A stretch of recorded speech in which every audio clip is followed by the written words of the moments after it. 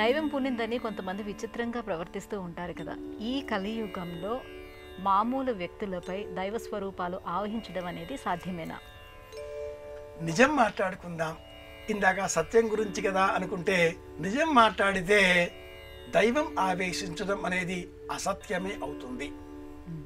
హెలూసినేషన్, భ్రాంతి అన్న పేరిట ఈనాటి కాలంలో సైంటిఫిక్గా ఈ విషయాన్ని నిర్ధారణ పరుస్తున్నారు. అనేక సందర్భాలలో మాత పూనడం, స్వామి రావడం, ఆవేశించడం, భక్తి ఆవేశంతో దైవం వచ్చి ఆవేశించిన కారణంగా నేను చెప్పిన వాక్యాలు సత్యంగా మారతాయి అని ప్రబోధన చేయడం, వీటన్నిటి వెనకాతల కూడా సత్యం ఉండదు. ఆంగ్లంలో ఒక మాట ఉంది, స్ట్రగుల్ ఫర్ ఎగ్జిస్టెన్స్ అని ఆ వాక్యం.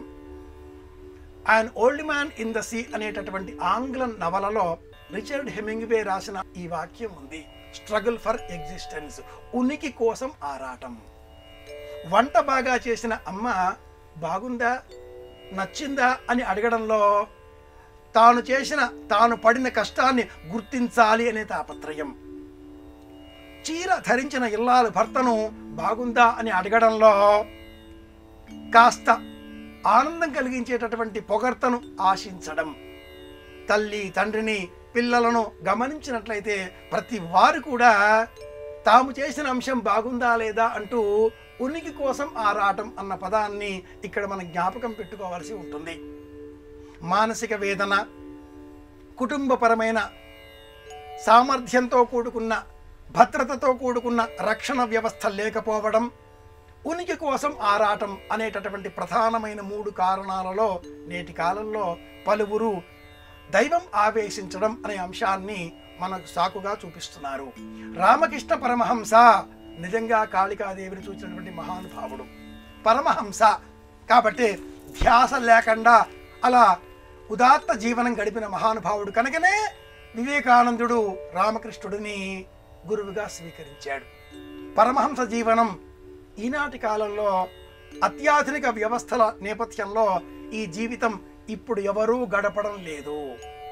ఎవరైనా దేవుడు ఆవేశించాడు, దేవత పూనింది అన్నప్పుడు కొంచెం మనం ఆలోచన చేయవలసి ఉంటుంది. ఒడలెరుగని సిగముండునా అంటాడు కవి సమ్రాట్ విశ్వనాథ సత్యనారాయణ గారు. ఒడలెరుగని సిగము, పూనకంతో ఉండే ఆ స్వరూపం శరీరం పైన ఉనికిని కోల్పోతుందా? ఎతటగా ఒక్క కరెన్సీ కాగితం అలా వేస్తే ఎంత పూనకం పూనినా ఒక్కసారి ఆగి చూడక మానతాడా? గమనిస్తే విశ్వనాథ గారు కవి సమ్రాట్టు ఎంత గొప్ప సత్యాన్ని చెప్పారు కదా. ఉడలెరుగని సిగం ఉండదు. అలాగే దైవం ఉనికి ఉంది. దైవాన్ని మనం గుర్తించాలి. ప్రకృతి, పర్యావరణం, చెట్లు చేమలు, వాతావరణం, జగత్తు, సమస్త జీవకోటి అందరిలో కూడా దైవత్వాన్ని ఆపాదించుకొని ఉదాత్త జీవనం గడపాలి. అంతేకాని పరమాత్ముడు ఆవేశించాడు అంటూ పలకడం, సమాజానికి హితం చేసే ప్రయత్నం పేరిట, మిష వంక పేరిట వచ్చిన మాటలు చెప్పడం, ఇది అసందర్భ ప్రలాపం అవుతుంది అంటుంది శాస్త్రం.